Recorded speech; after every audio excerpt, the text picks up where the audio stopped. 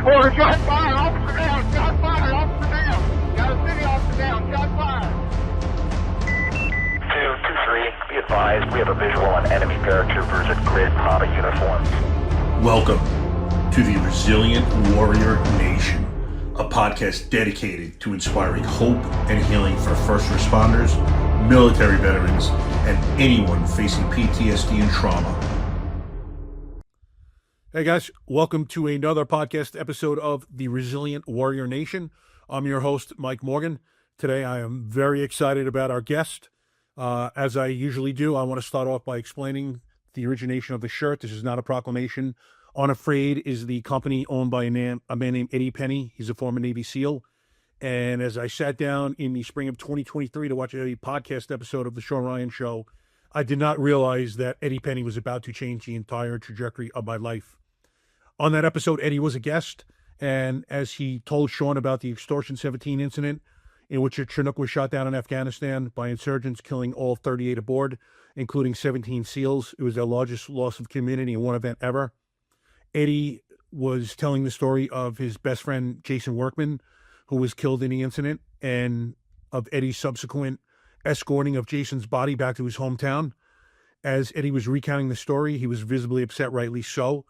I subsequently began thinking about a call that I had buried that had happened 5 years before. I'm a 30-year medically retired police officer, and on that call, it consisted of a 2-year-old that was found floating in a pool.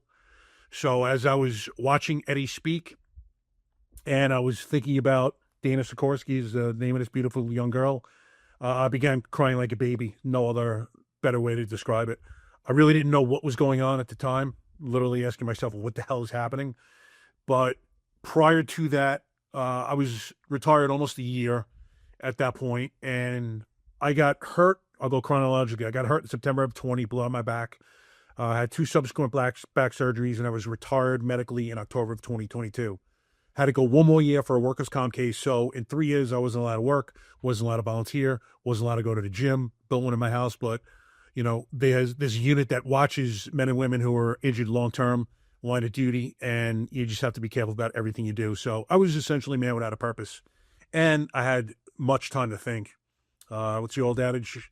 Idle hands are the devil's work is very true, I'll tell you that from personal experience. So as I was going through these feelings of depression, anger, rage, just general unhappiness, a lot of days, I was not sure of the origination. I'm pretty self-aware, but I really didn't know what was happening. And as I'm watching Eddie now, coming back to the Sean Ryan podcast episode, I'm kind of realizing that I believe that I had suffered some sort of PTSD during my career. I'd always mistakenly believed that PTSD was only caused by seeing your brother or sister next to you get killed, but mine was caused as a result of being inside the most devastatingly intimate moments of other people's lives over and over and over for 30 years. So I quickly realized that I needed help. I was not going to be living with this PTSD for the rest of my life, hating everyone and everything, just being this ornery man, and wasn't sure how I was going to go about it at the time. I didn't think traditional counseling was going to do it for me. I didn't think I'd be able to speak to a man or woman sitting behind a desk, telling them things I've done, things I've seen, and they were going to be able to help me in any way, shape, or form. So prior to Eddie's episode, I had been seeing special force operators who were coming back from from war, self-professed broken men, and they were talking about their healing journeys using psychedelics. So I had begun to really pay attention, started doing research, and decided ayahuasca was calling me. On March 1st of 2024, my wife and I went to a facility that was located in Orlando, Florida at the time, Soul Quest Ayahuasca Church. And over the course of a weekend, I literally changed my life. It was the most powerful, cathartic thing I've ever undergone. And as I was coming out of my first journey, the universe and I were speaking. I know it sounds weird if you never journeyed, but the universe essentially told me I was healed and that my life's pursuit was to help other first responders and vets heal their PTSD and trauma issues. So in that vein, I decided to create a podcast and do for others what Sean Ryan did for me. And what I do is bring on ordinary people who've done extraordinary things with their lives. We talk about the highest of highs, lowest of lows, in the hopes that you men and women who are currently going through it identify with them, hopefully get inspired, and they give you hope to begin your healing journeys because they are exactly like you. So in that vein, again, I'm very excited to introduce my next guest, Chris Wylie. Chris is both a former SWCC crewman, that is Special Warfare Combat Crewman and Navy SEAL. He was both. Graduating SWCC Class 16 and Navy SEAL Buds Class 217. Chris served at SBU 12 and SEAL Team 2 and was medically discharged in September of 2000. A Long Island native, Chris was born in Port Jefferson, New York. He is currently the executive director of the Lieutenant Michael Murphy Navy SEAL Museum. Chris previously owned and operated his own business providing high-end audio-visual systems. His technical knowledge helped form what is possible with many of the museum's interactive exhibits. Chris has a strong bond to the Brotherhood and continues to participate in many events along with his fellow SEALs to support that community. He has spoken at events, jumped in the Hudson River to swim in the annual SEAL Swim, and helps drive the vision of the museum forward. Chris is married to Carrie Wylie, the most understanding woman on Long Island, and they have 3 beautiful children, Crystal, Jackson, and Charlotte. Chris, welcome to the podcast. It's truly an honor having you. Well, thanks for having me, Mike. I'm looking forward to it. Absolutely. I don't know why it struck me as odd seeing a Navy SEAL from Long Island. There was so few growing up, and since then that I'm aware of. I know it's not a big fraternity to begin with, but it's something you don't often see. So can you kind of start at the beginning, let everyone get to know you, tell us about your upbringing, childhood, just kind of let us get to know little Chris and how it all started. Yeah, not a problem. Was a real, I don't want to call it runt of the litter. I was the oldest of 3 boys. My father was a contractor building homes. My mom worked at, back in the day, Ma Bell, AT&T, switchboard, and then put herself through school and then worked at Stony Brook as administrator, worked her way all the way up over the years, but working class, middle class family, and was not the popular guy, was more the quiet kid, really didn't do a ton of sports. I'm sorry, let me rephrase that. I wasn't a jock, right? I didn't fit into the jock mold. I didn't fit into the kids that smoke cigarettes. I didn't fit into the, AV, kids or band kind of a thing. So was nice to everybody. Everybody knew me, but just really wasn't in a clique, right? So growing up was definitely challenging, was skinny. One day when I was probably 12 or 13, saw Conan the Barbarian, Arnold Schwarzenegger, right? Yeah. And came home and I said, Dad, I want to look like him. So my father went out with whatever money he had and bought me one of those old Caldor concrete and plastic weight sets. Caldor, that's awesome. Right? Started with the same set, brother, I'm sure. Yeah. So I was down in my basement from when I was 13 and, pretty much until present day, there's some similarities in our path, Mike, where, back injuries and things that I'll get to, but where I didn't work out for a long time, but always loved working out. But going back into the high school thing, just wrestled, did all of that stuff, grew up, but like I said, I didn't love high school. I didn't, like I said, didn't excel with the popularity contest, but needed an outlet, right? So growing up, doing all that stuff, wound up having my high school sweetheart. Once I graduated high school, I wanted to go wrestle at Ithaca, had that opportunity. She wanted me to stay home, wasn't going to stay with me if I left, so I made that decision, at 17, because I graduated early. At 17, said, I'm going to stay home, and, I'm in love. So, we're all young, don't understand who we are really at those, points of our lives. And stayed home, tried community college, tried working. And then one day I could literally picture it in my mind right now, driving back to my parents' house and just thinking, oh my God, I'm going to blink and I'm still going to be here with the same people, the same, friends, or hanging out the same places and not going anywhere, you know, and that scared me. So not going away to college was a disappointment for my father. Being a contractor, he always wanted, kids go be better than him.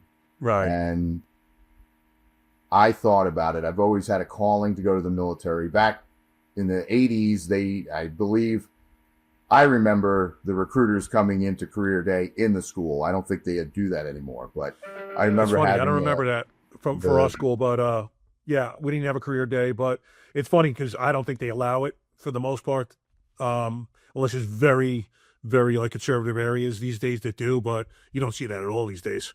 No, so I remember being, mid high school thinking I wanted to go into the military, and my father saying, no, you're going to college. So, fast forward into getting out of high school. Now I'm 18, and I'm like, look, if I'm not going away to college, I can't be here. I can't stay in this town. Yep. I need to figure out, I want to go in the military. I need to figure out some way to get away from here. Yeah. And, that was back with dial-up, AT&T, the whole, there was no information on the actual web. You could send emails, but you really weren't researching things. Right. And so I made that conscious decision to go into the military. Now, I wanted to go into the military and find something that I could aspire to that would make myself feel proud, and then also my family would feel proud. So started researching, all the different branches, the different, jobs, special forces, things of that nature. And my father was in the Navy during Vietnam in a submarine. My uncle was in the Army during Vietnam as a helo pilot. So I was looking both Army, Navy. Hey, Chris, can I ask you how Dad was in terms of he served in Vietnam? And, obviously we all know how welcomed soldiers were coming back from that war. What was his feelings about the military and you serving at this point? Was he more accepting? Was he anti-military in terms of his experience? He wasn't anti-military. He just I think he wanted a better path for me. I think that's in his mind, having that college box checked was more important than going into the military at that time. Right. So I believe that was probably his driving factor. I don't think he was as scorned. My uncle might have been more, he got shot down twice and shattered his back, and, he doesn't have a great way of life or quality of life right now. But I think he might have had more of a don't do it kind of a thing. Okay. So started researching, wound up coming up with this book that I saw at the library. It's called Brave Men, Dark Waters. And it just did the recount of the SEALs during the UDT timeframe, World War II, into Vietnam. I really was drawn to the mystique, to the quiet professional, to that black ops kind of nobody knows who you are, where you are, what you're doing. That really was the James Bond kind of a mystique back then. Absolutely. So that's what called me to attempt to go to be a SEAL. So when I told my father that's what I was going to do, and he looked at me and said, you'll never make it. You're too nice. So that was one of the things that it's a nice thing for a dad to tell his son. Yeah. He's a nice kid. Yeah. No, I mean, it's not horrible, but it wasn't what I wanted to hear, Right. Yeah, I'm sure. Can I ask you how your relationship was with your dad growing up? And I asked that because only over the past year and a half since I've kind of been in this space have I realized that most of us did not have good relationships with our dad growing up, and that kind of propelled us into these careers that we choose a lot of the times. Obviously, it's not a blanket statement, but how was yours? Well, I think just with the way I stated that, thinking about your question right now, my focus was making him proud. Not only making myself proud with the career that I wanted, it was also, he was a big factor in that, to make him proud of me. And I think I was always, vying to make him proud or make him show appreciation of what I was doing. He worked so much. He instilled a tremendous work ethic in me. Okay. He never abused us or anything like that, but we were, my father's 5'7", 150 pounds. He's not a big guy. But if our mother said, "Hey, wait till your father got home," we were terrified. Yep. To healthy respect. Yeah. Oh, exactly. So I can't see it being a bad relationship growing up, but I know he was always there for the wrestling matches. He always tried to be there. I don't know if the words of wisdom and things that I'm trying to do with my son right now were in the same realm. Right. 'Cause he had 2 other boys younger that were raising hell also. So I tried to stay the course, and my 2 younger brothers were a little more rebellious, let's say that. Okay. I think that helped me stay the course for them because I could see what they were doing, giving my parents grief. Yep. So I tried to be I don't want to say the golden child, but I was trying to be the least stressful in that relationship. Right. In the future, our relationship got really stressed. And that was, I think, due to my father's own issues from Vietnam and from, PTSD and all these other things that he may have, that he never spoke about, never treated, never. Yep. No one did back then. Yes. Yes. So stoicism was the way to go. I think recently, within the past, I think it was maybe 6 years ago, he blew me away one day, and I didn't even respond to him in a negative or a combative way. I just was like, "Why are you saying this?" It was so shocking and damning and damaging with what he said to me that I just couldn't comprehend why it was coming. Can you say what he said, or is that too personal? Huh? Can you say what he said? Or is that too personal? It was just, it was more of he was belittling, berating. It was just very negative, where I've always been there to try to help lift up the family and keep everybody together. So okay. I don't recall exactly what was said.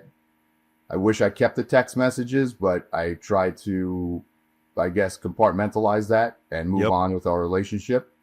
That being said, it was devastating. It was an attack that wasn't, I think he was speaking about himself at me instead of looking at himself at the time. I think he was attacking me because he was so unhappy with himself and not sure exactly why. But after that, I kind of just, like I said, I needed to just forgive him. I've never brought it up again. Never tried to figure out why, because he's now getting help. He's now in the VA system. He's now, feeling much better. We understand what's happening or what was happening in the past. So to me, I just think he was angry, like you said earlier, just angry at the world, angry at himself, angry, and not understanding why. Yeah. And then who could he attack? Yep. And then he, it's always going to be those closest to you, unfortunately. Yes, but probably knowing that I wouldn't fight back with him. Yeah. You know what I'm saying? I was an easy target to attack and try to destroy, knowing that I wasn't going to come back at him. Yep. That makes sense. So that's what I think happened. But I helped my father get into the VA system.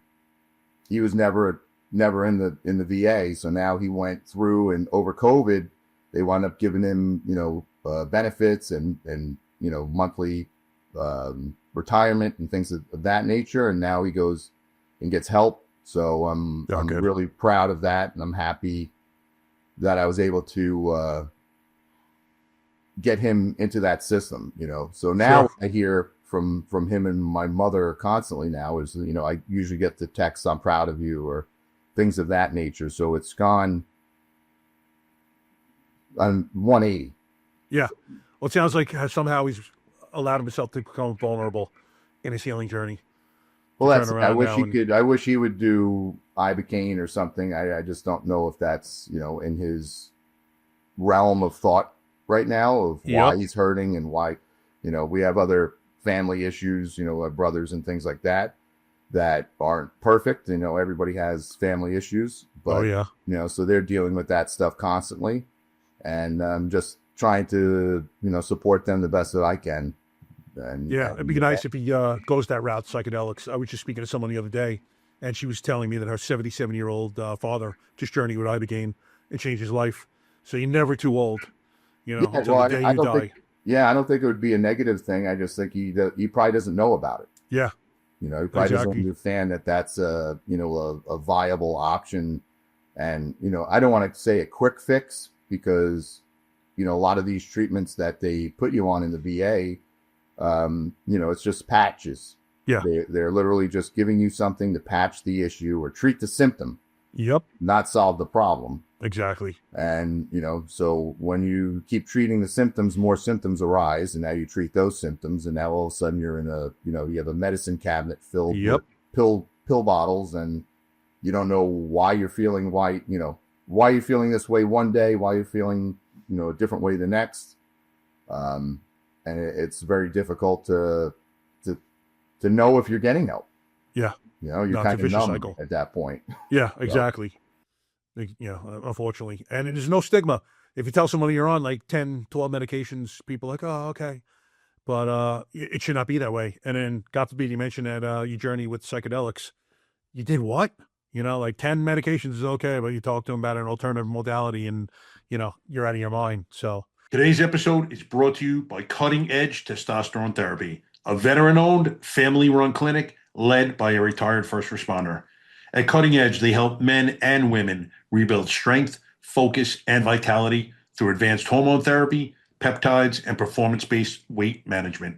Whether you've served your country, your community, or your family, Cutting Edge helps you get your edge back safely, professionally, and with people who understand what service takes out of you. Cutting Edge offers individualized care with no monthly fees or contracts. Learn more at cuttingedgetestosteronetherapy.com. Cutting Edge Testosterone Therapy, built by those who serve for those who still do. Well, especially in natural, I haven't gone down and did the Ibogaine, and I after speaking with you before the podcast, I really believe I should go and do that. But I haven't done it yet, and it's a natural occurring thing, just like somebody would say, oh, marijuana is a natural plant, and those types of arguments. It's a tremendous stigma that society has made of mental health. The minute you seem that you need to talk or say, hey, I had a weak moment as a man, you're not masculine anymore, you're broken, you're fragile, those types of things. And that's I don't mind talking about it because it needs to be spoken about. We need to have that mentality changed. It has to be corrected. Well, I mean, just like in my case, I'm watching Eddie Penny. Had I not watched Eddie Penny, brother, I could still be going through, theoretically, could still be going through what I was going through. I now know is because I'm watching this absolute warrior cry that it gave me permission subconsciously to do so and let it out. And that's what happened. And, my entire trajectory of my life has changed as a result. So it's incumbent upon, I think it's our duty for guys like us to get on and speak about what we've gone through and the fact that it's not weakness, it's actually strength to raise your hand and ask for help and to acknowledge your feelings. I mean, we're human beings first, man. I don't care what uniform you put on. We're all humans. And we have these normal responses to the abnormal stimuli that we see. Nothing we've done wrong. It's just, you see and go through these things, and there's going to be a price to pay in certain respects down the line. So it's just like any other medicinal or treatment or whatever you do to treat the physical, you also have to treat the mental, or else it's going to rear its ugly head. Yeah, and the problem is that we go so far and so long without treating it because you question yourself. You question, my friend's going to think, less of me, or my family going to think less of me, or my job or society, put a mark on me in their minds that I'm weak or I'm less of a man or I'm broken or I'm crazy. I'm up here in New York, you have the red flag laws, the minute you get, tagged as having some sort of mental incapacity of some sort, they're going to come in and remove weapons or do something, which makes it even worse because now you feel even more attacked and more betrayed and more less of a person because now you're being treated differently. Instead of somebody opening their arms and saying, hey, come, we'll help you. And that's the way PTSD, all of these traumas, the TBIs, what's the other term? The CTS? The CTE. Yep. Yep. So all of these things that the football players are getting, all these people from concussions and concussive force, we're learning so much about the human brain, and to have people committing suicide because they don't have the right treatment and they don't have the right outlets and they just feel like they're alone is just absolutely wrong. Yeah. It's insanity if you think about it. Like, guys and girls are deciding to take their lives rather than raise their hand and ask for help because they're afraid that they're going to look, impotent, weak, foolish, insert a word there. It's mind-boggling to me. Meanwhile, these are some of the toughest men and women, in the world. They've done things and seen things that are just incredible and aren't normal. And then, on the flip side, when it comes time to help them deal with the process of things they've seen and done, there's no system in place to do this. And it's truly insanity. So, listen, we're definitely going to touch this on the back end here, but let me get back to you, kind of go chronologically through your life, and then we're going to touch on all of this as we go on. Yeah, so wound up going into the Navy back in '94 after I decided to do that. Went in, excelled, loved it.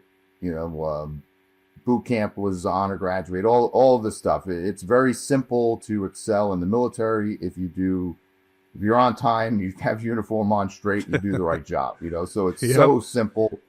And then yet it's so simple to go the wrong way too if you mess up.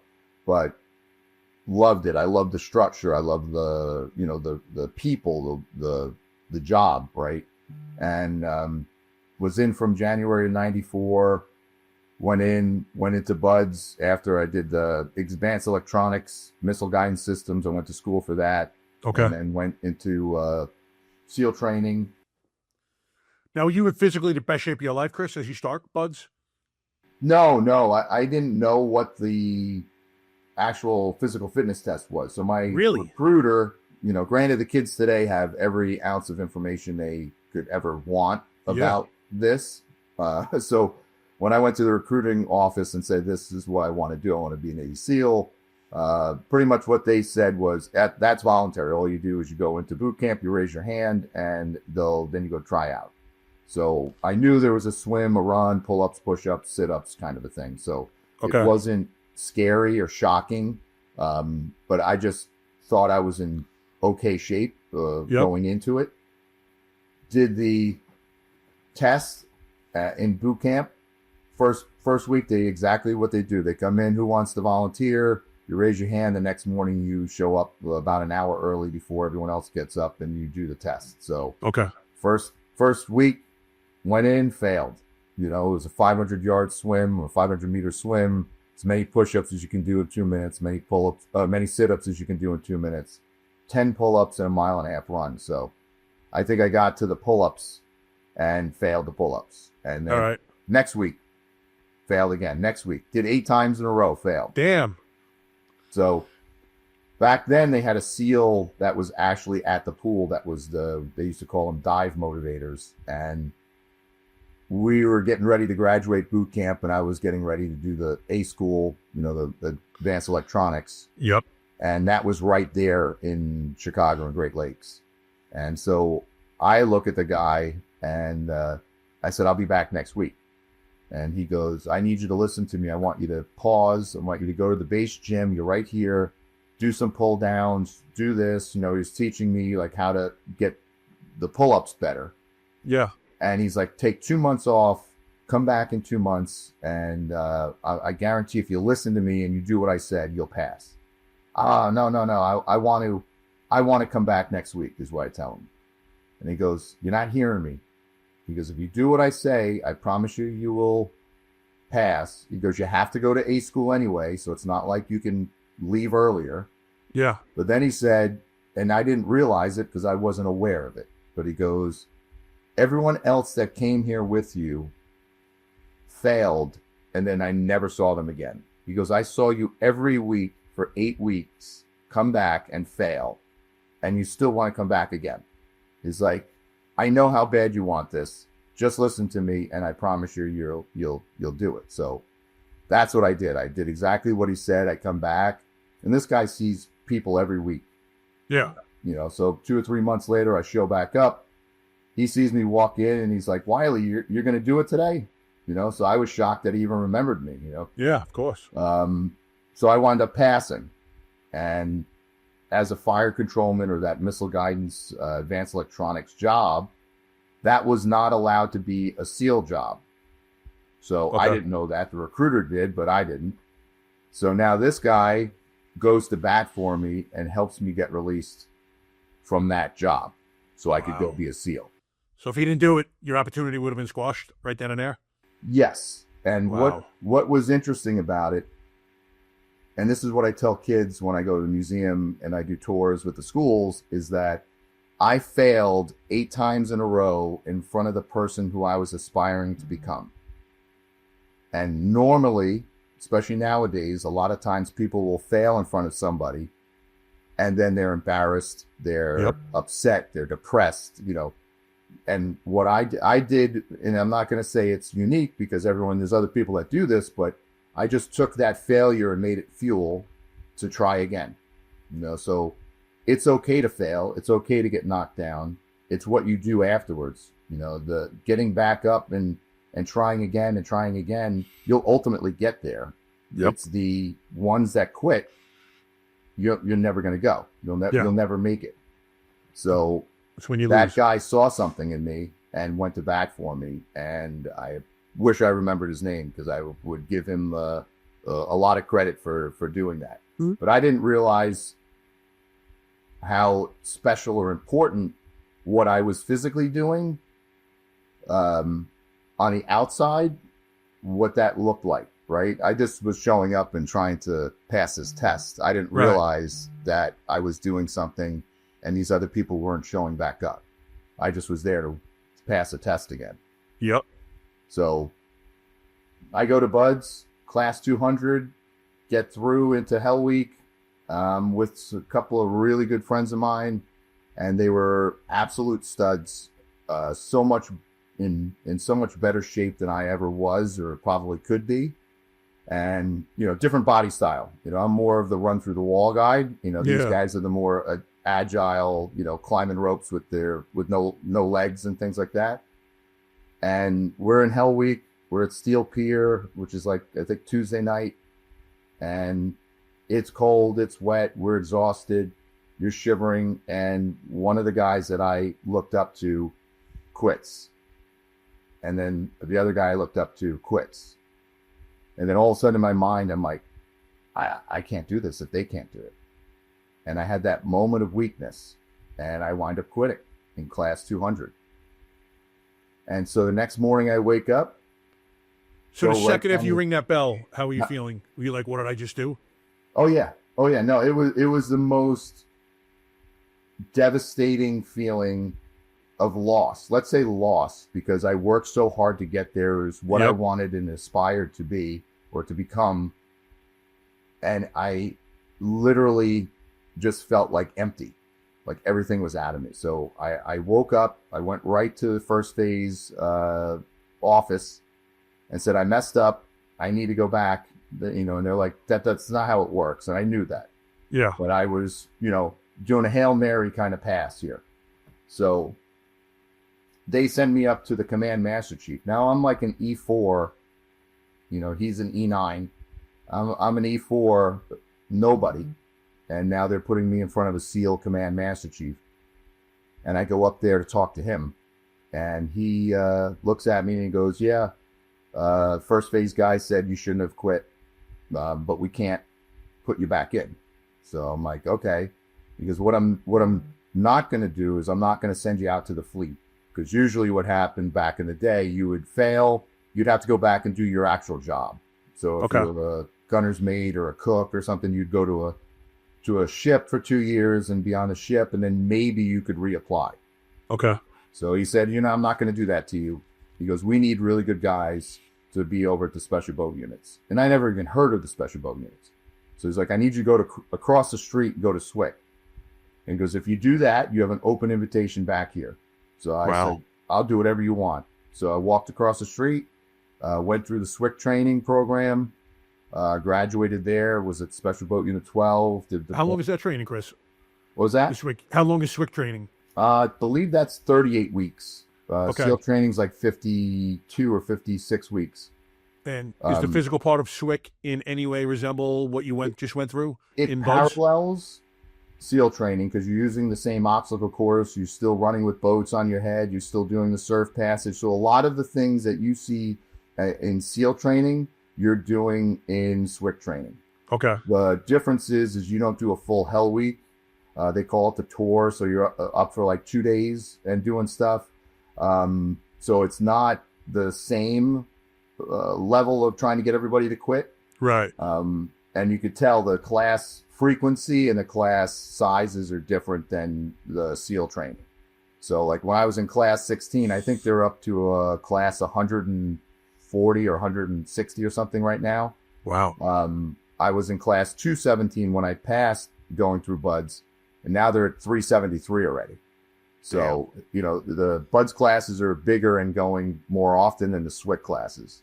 And where was SWCC established? Because I thought it was a relatively new unit within like the last 25, 30 years, but obviously it's much older. It was older. Pretty much established in the early 80s is when they came up with the special boat units. And then I'm not sure exactly when SWCC program got implemented, but I went through in 95 in SWCC. So that was class 16. So maybe late 80s. Right. You know, and how about class size? Is it comparable or does one? No, it's probably, 50 to 75 guys start. Okay. Then you have people quit. You definitely have people quitting. But it's like, if I didn't aspire to be a SEAL, I would tell everybody that SWCC was the best job on earth.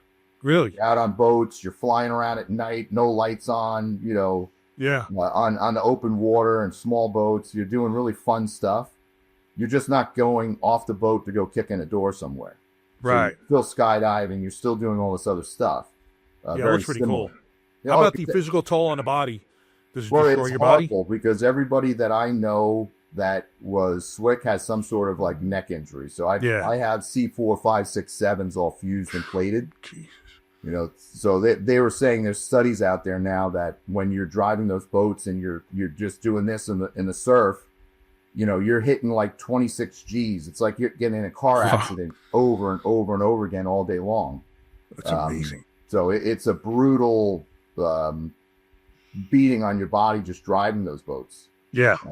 But it definitely was fun. But going back to the feeling of quitting, I looked at myself every morning in the mirror when I had a shave and just said, "You're a fucking quitter." Excuse me. I don't know if I'm allowed to curse. No, you're encouraged. So encouraged, man. No, but that's exactly what I would say to myself every morning, looking in the mirror, shaving, going, "You're a quitter. I can't believe you quit." And it just drove me crazy. And the minute though. Huh? Good fuel. Yo, yeah, definitely good fuel. I just took the minute I was able to reapply, that package was in, and then I went right over. Nice. So it was a really good lesson. Let's say that. So I don't look at the quitting part as a bad part of my life. I just look at it as more of a character building. I was young, married, got married to my high school sweetheart.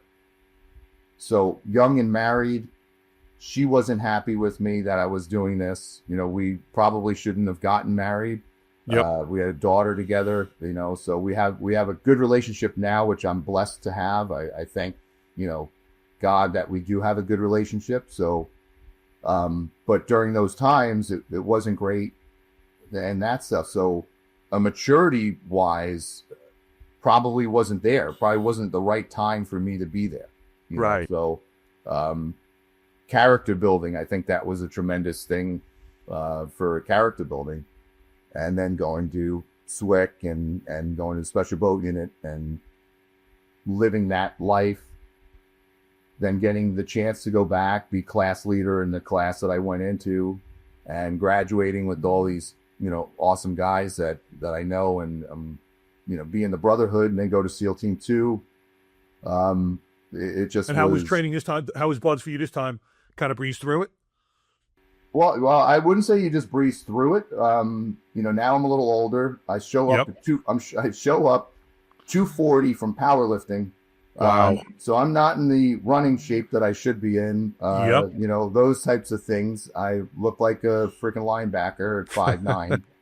And so now I'm trying to thin myself down and get into a different type of shape. Yep. But what was different this time was I was more aware of myself and more aware of what I needed to do to get through this. And that was it was more of a self-inflection. Keep my thoughts internal, keep the relationships, good, but not, I learned that somebody else may not be able to do something. That does not mean that you're unable to do it. Yeah, exactly. So that's one of those big lessons that I learned was I can do whatever I put my mind to. And if somebody else can't, so be it. So it's funny you said that because the first time you went through when those two quit, you're like, man, if they can't do it, I can't do it. And I hear this over and over from when you guys are telling your story. And then the second time you go through, you're like, it's almost like if they quit now the second time, if those guys were there, you would be like, man, I could do it. If these guys, even though these guys can't do it, I know I could do it now, because I thought they were the biggest studs and I'm still sitting here. So I got this. Like, it just shows such a growth, a maturity in you. Yeah. And what happened with that also is that I was more of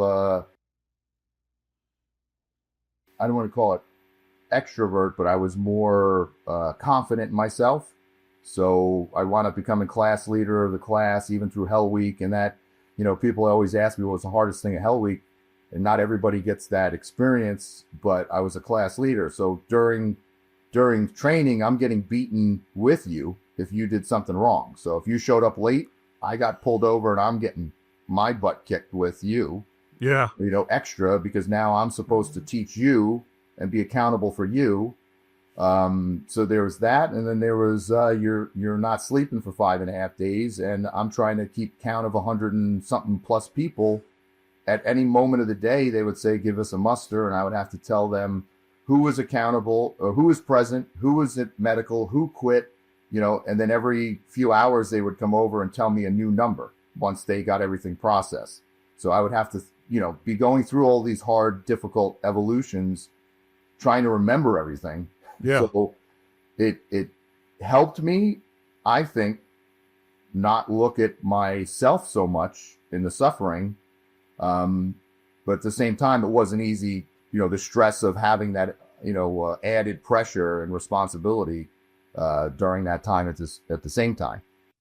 Yeah, it sounds like nothing kind of as you're telling it. Like, people are probably like, yeah, keep track of guys, this and that. But mentally, all you're trying to do is survive there. And then you have these additional tasks thrown upon you as other guys are going to get food or rest in a couple of minutes. You're sitting here doing whatever you have to do.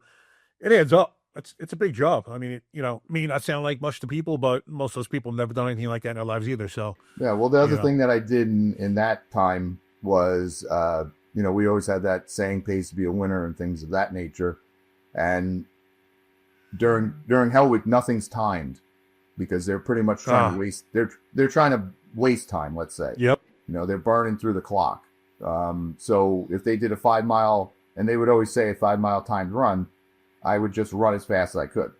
Right. So the first 2.5, 3 days of Hell Week, I won every race that I could possibly win. And what that did was it gave the instructors were like, why are you doing this? And I'm like, pays to be a winner. But the other thing that happened was they would sit me down and now I had time to stretch. They left me alone because I just put out. Yep. So now everyone else that's shuffling along, talking, not really putting any energy into it, they stop running and they're instantly into the next evolution. I would sit down, I could stretch, they would give me water, I would be able to relax for a few minutes and catch my breath and then, do the next thing. So I think that, was, helped me out in that. Yeah, I'm sure. And I'm sure the instructors love seeing that from you, which is absolutely what you want. Yeah, so when I get to SEAL Team 2, I wind up getting hurt, working up to deploy. I think it was the end of 99, early 2000, I get hurt. So I blew out my neck, C4 through C6. And military's like, we can fix you. We can take bone from your hip. So they pretty much cut your hip open, chisel out strips of bone and stick that into your neck. And we could fix you that way. Or, you could do some of these other pain management kind of treatments. So I tried the pain management first. They almost killed me on the table because they didn't read the record of what type of injury I had. So they were going to inject a cortisone into my spinal cord and try to shrink the discs that were pushing on my spinal cord. And when they're telling me all of this, sign this waiver, you could wake up paralyzed or you may die. And I'm like, I'm supposed to drive myself home. Yeah. In like an hour. I don't understand how can I die right now, Yeah. And so the guy says, well, if you have this condition, I go, that is my condition. So what? He walks out of the room. He comes back a few minutes later and he goes, thank God you said something. Wow. We both were going to have a bad day. I mean, I had the IV in my wrist. I'm laying on the table. I mean, they're going over this waiver before they sedated me. Yeah. I'm like, holy shit. Like I actually spoke up. And usually you don't do that. Usually you're like, oh, okay, just do it. So I went to a few of those things, and then the surgeon that was going to do my surgery was so pressuring to do the surgery that I was questioning it. So I drove back up one weekend, went to Stony Brook, a very good hospital here on Long Island, and got a second opinion from a neurosurgeon. Yep. And went back down, and then I called a couple of the other guys at different SEAL teams on my base that were having back problems and had back surgery. And one of the guys, and I think he was at SEAL Team 8, had a parachuting injury, lower back. They went in, they fused the wrong spot of his back. What? Then they put him through physical therapy, and he's in excruciating pain. And they say, okay, he goes, something's not right. And they're like, keep going. So for like a month or two, he's going through physical therapy trying to recover. And then they go do another MRI, and they go, well, we fused the wrong section. Holy shit. So then they went back in and did it again. And now the guy's having hernias because everything's getting cut up. And I speak to this guy. He's like, do not let these people, operate on you. Yep. And it was the same surgeon who wanted to operate on me cervically, and this is a Christopher Reeve, injury. Yeah. So once I came to the conclusion that I wasn't going to get the surgery, then I said it to the surgeon, and he was like, well, I'll sign you out, and I didn't want to go and try to risk it and get deployed and have my neck go out on a mission and then put everybody else in jeopardy. And that's what I didn't want to do. Right. Yeah, of course. So wound up getting discharged September 10th of 2000. So that had to be like heartbreaking. Massive mind. My dog is going nuts for some reason, so I apologize. Is that a Mastiff? No, he's a very big German Shepherd. Ah, all right. So yeah, he's got the big boy bark. But he's protecting something downstairs. So I had a horrible run for a long time mentally, dealing with the loss of being around people, not being able to finish what I started, that type of stuff, feeling like I let everyone down, those things, I got out, especially after September 11th happens. Try to get back in, you're broken, we can't take you, or all of those responses were not good. Yeah, I can't imagine how frustrated you must have been after September 11th hit, because everyone wants his payback, and in some respects you're almost in a position to get it, but not, I guess, with those injuries. Yeah, well, I mean, I was working here on Long Island, and one of the guys I was working with that just knew me comes in and drops the Newsday, main newspaper for the area, and on the cover it had Neil Roberts, who was at my SEAL team, was a cage across from me. We were friends. Drops it on the the coffee table in the break room. They go, oh, did you see this? Like nonchalantly, and that's a friend of mine's, the first SEAL killed after September 11th. And I'm like, you don't know who this person is. Like, you don't know the caliber of this man who's dead, and you're just throwing this newspaper haphazardly at me. Yep. So it's definitely was an interesting time and an interesting 20. So how you get through it? Because I know there's got to be some depression going on there. Like, I can't imagine. No, let me not put words in your mouth, but I know if it was me, I'd be depressed, and just so many emotions going through me after suffering, that loss in a respect. Like, how are you dealing with it? Not well. I didn't deal with it well. I drank way too much. I would, get blackout drunk when I would go out. I would be,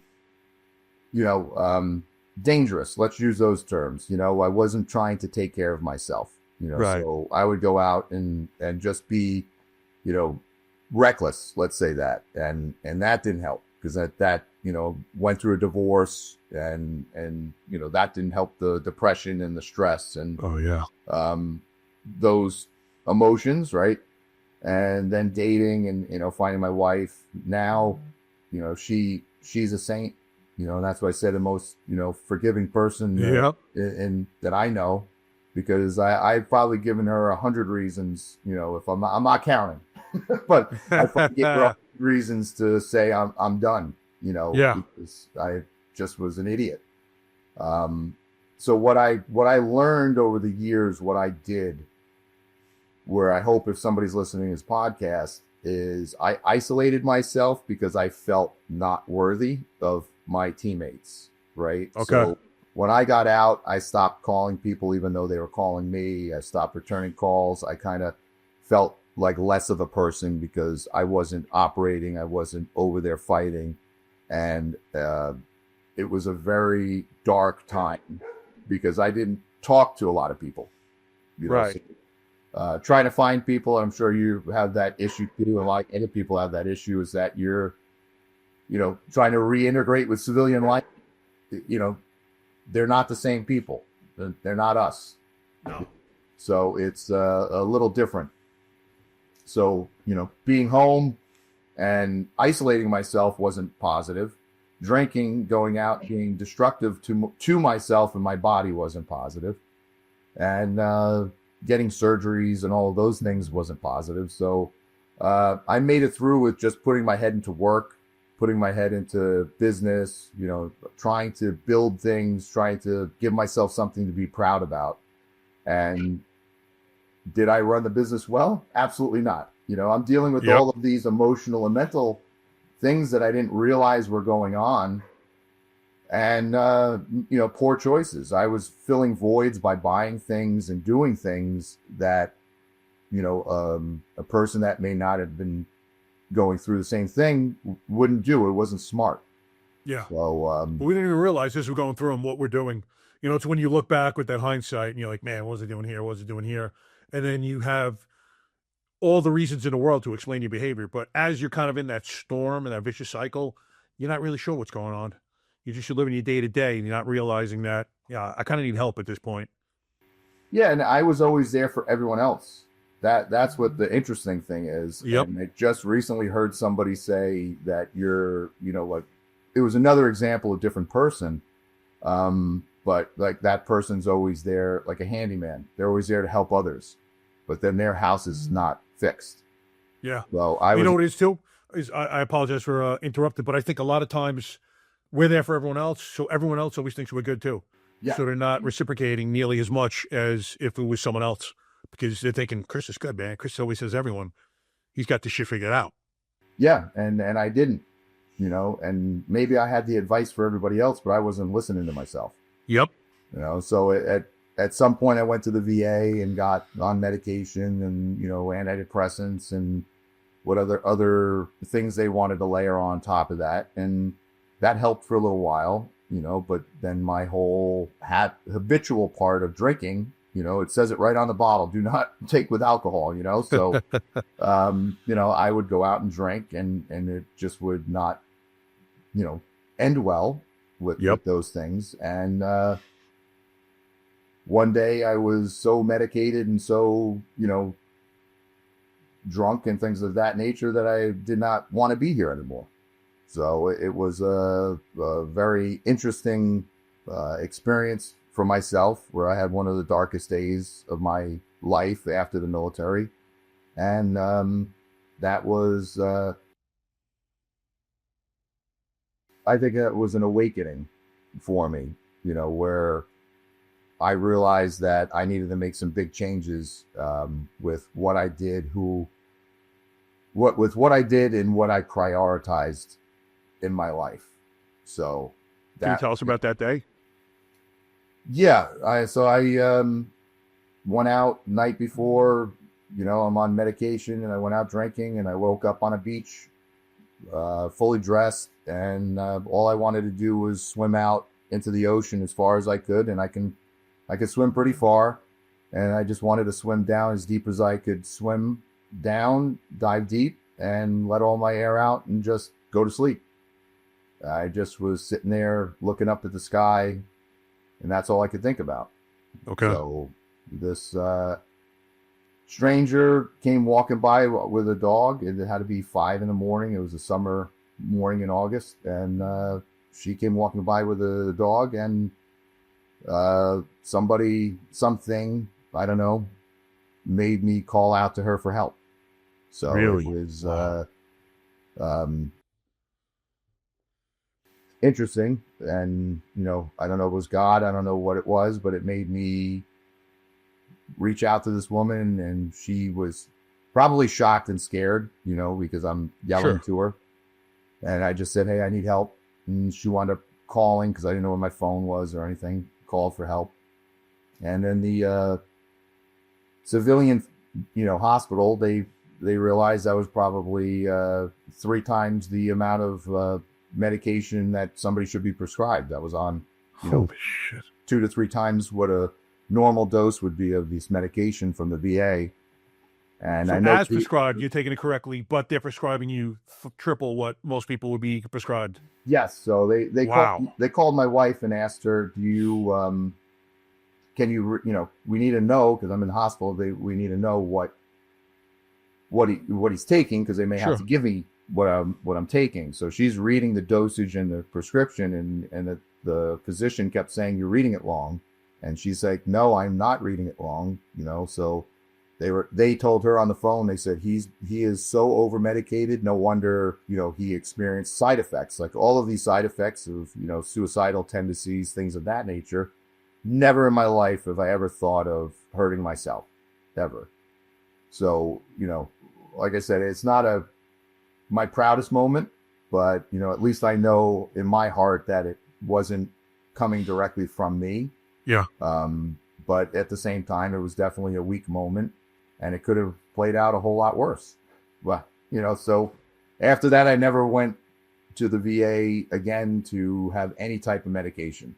So I'll go to the VA for basic checkups, basic things like that, but I will not go to mental health. I won't take any antidepressants. And I'm not saying that's the right thing for everybody. I'm just saying that's what I had to do after my experience. And what I did then is I realized that if I don't focus on myself first, I'm not going to make my family happy. Yep. So I started going to the gym. I started doing all of these things to try to get the natural chemicals to work again in my brain, from having a workout, doing something hard. And then I reached back out to the SEALs and stuff. Yep. And that's when I started getting re-involved with the swims and the community, and then felt whole. So like I did a lot of things I wish I would have known 20 years ago. I did it now. That's what I do. I do it differently. Yeah. Is there one thing that, knowing now what you know, is there one thing, if you could go back and change things, that you would have done differently? Just one thing. Probably would be staying in touch with your community, staying involved with your community, being a part of your community that you've left. Because being a veteran or a first responder, you have a culture in that job, right? So when you stop being part of that culture, the jokes are no longer funny. You know, the you don't have people busting your chops like you used to have. Like all of the things that you don't realize that you're going to miss are no longer there. And when you're able to get back into that, and it's different. You're not serving again. You're not in uniform maybe, but when you become part of a charity organization and you go and you do a run, or you do a swim, or you do a ruck march, or you do some sort of fundraiser, when you're together with those people, the humor comes back. The ball busting, sense of community. All of this stuff is there, a little different, but you feel better. And I think that's if I knew that 20 years ago, I think I would not have had the little missteps that I had over the years.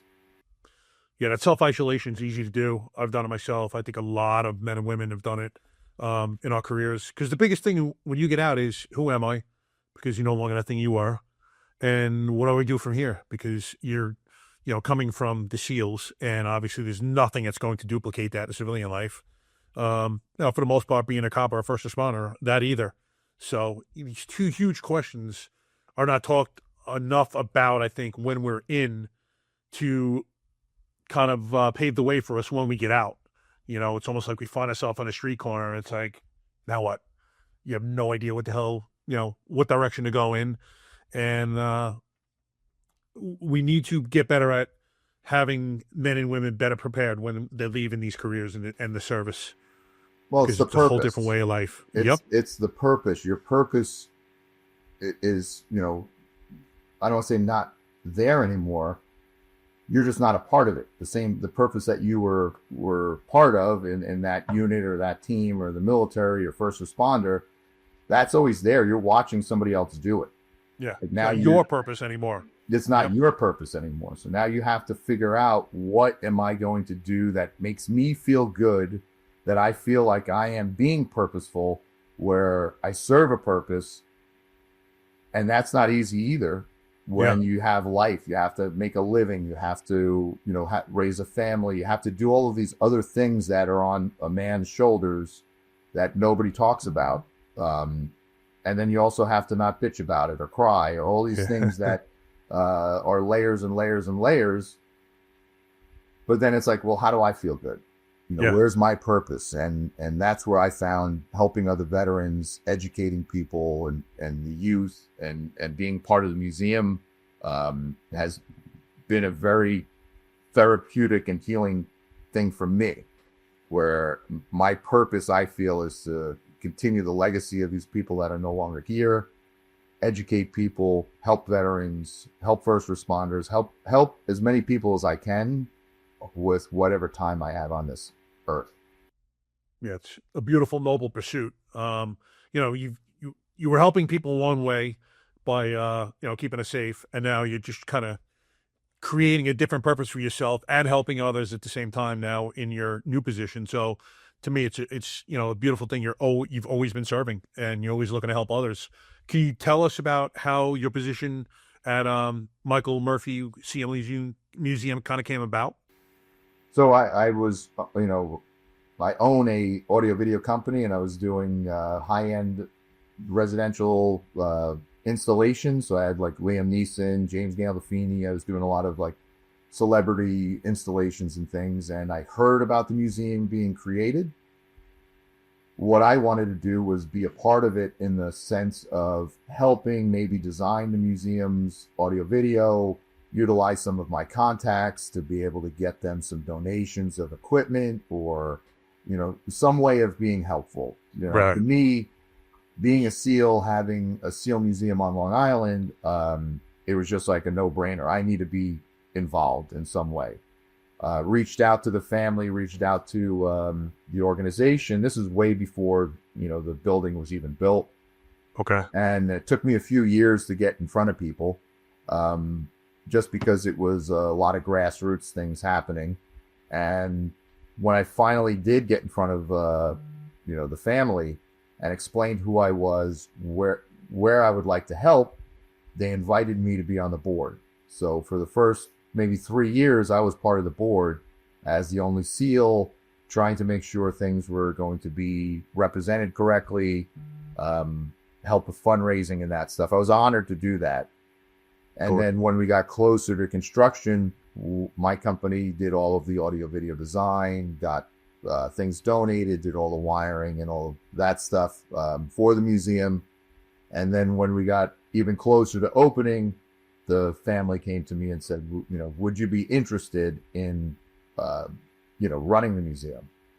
And I have had this company for 20 years. I didn't shut it. I slowed it down. I really only support, my clients that I have right now.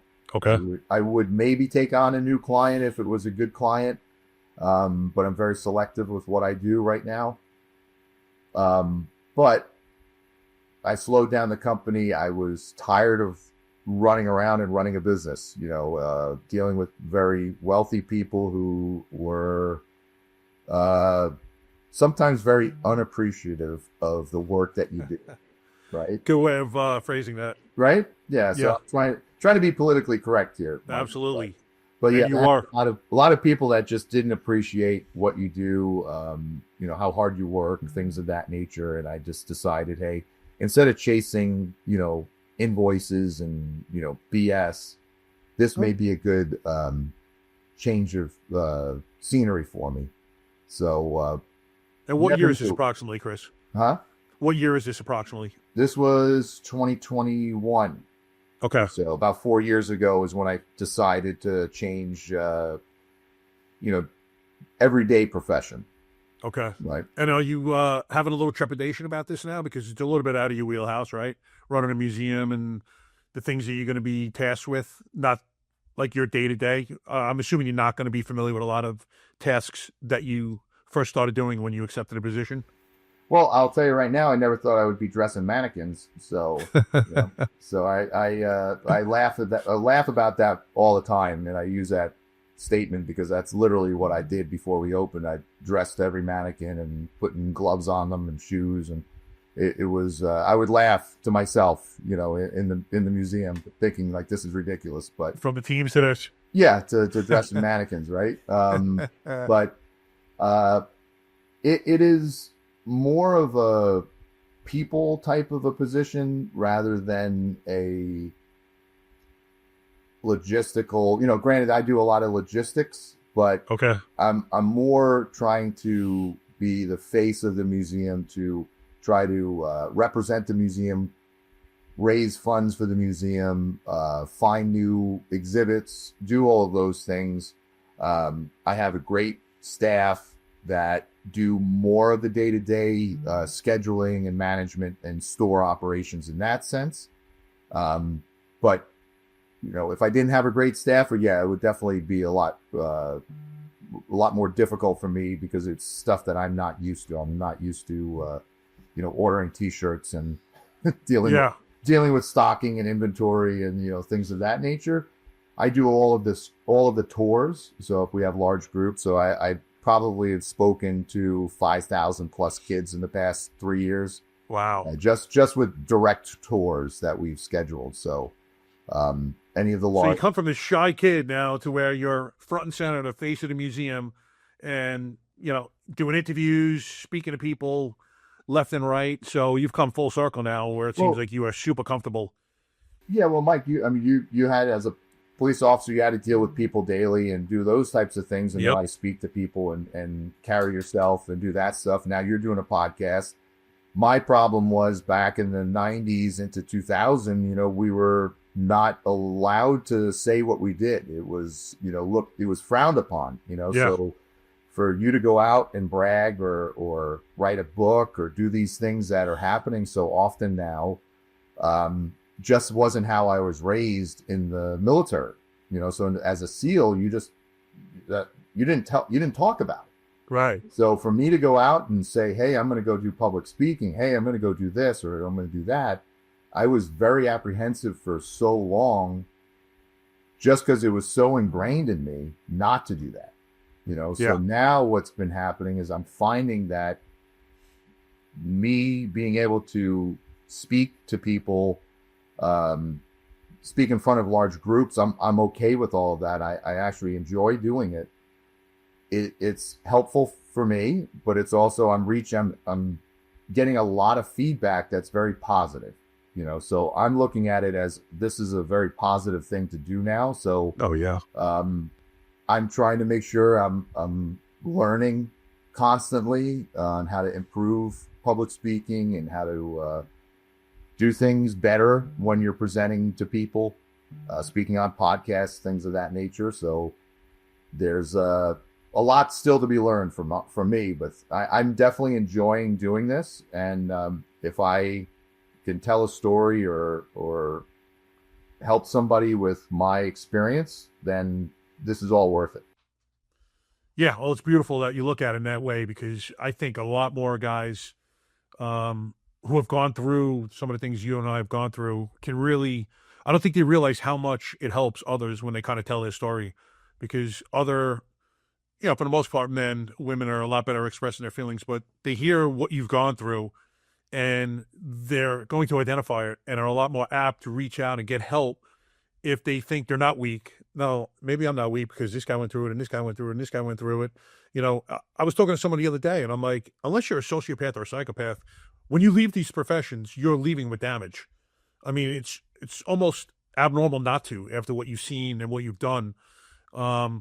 So turning around and needing some help to process these things, and it could be just a small enough thing as to talk to people to kind of process it out and help you with your problems, and you believe them to be solved. It doesn't have to be this complex, layered thing where we think that, unless I get on medication and speak to a psychiatrist and do this and do that. No, it could be just as something as talking about what you went through and just getting it off your chest, and that alone to be, in some respects, all you need. So in seeing guys like you talk about what they went through, I think it just tears down the walls that surround us, because we so think that we cannot, and we're the only ones going through this, when in fact, unfortunately, there's thousands of other guys and girls going through what we went through. Well, I think that us talking about this is definitely, helpful and definitely has to happen. The thing that I would love to explain to people that are out there, that it doesn't get easier as you get older. And I think that's what a bad, idea is that I think a lot of people that are dealing with mental experiences, let me say that. Now, it's not mental health. It's an experience or something you're battling with internally that could be considered PTSD or something of that nature. A lot of us, when we're younger, are like, it's a memory, it's going to fade. While I get older, I'm going to forget about it.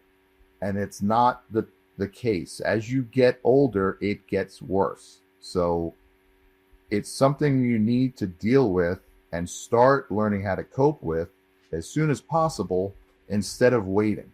Because when you wait, that's where it snowballs, and then you don't understand what's happening and you can't control it.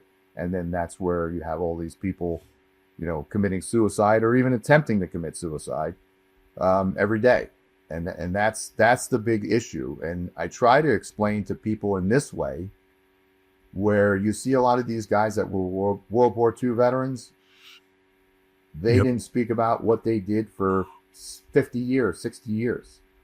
But now they're in their 90s or almost 100, and they can remember the guy's name they were with back 80 years ago, fighting next to them, and what they saw, but they can't remember yesterday.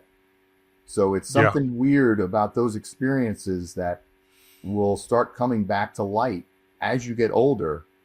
And it's a beautiful thing, because they remember these people and they remember their life and things of experiences they had, and they want to share them.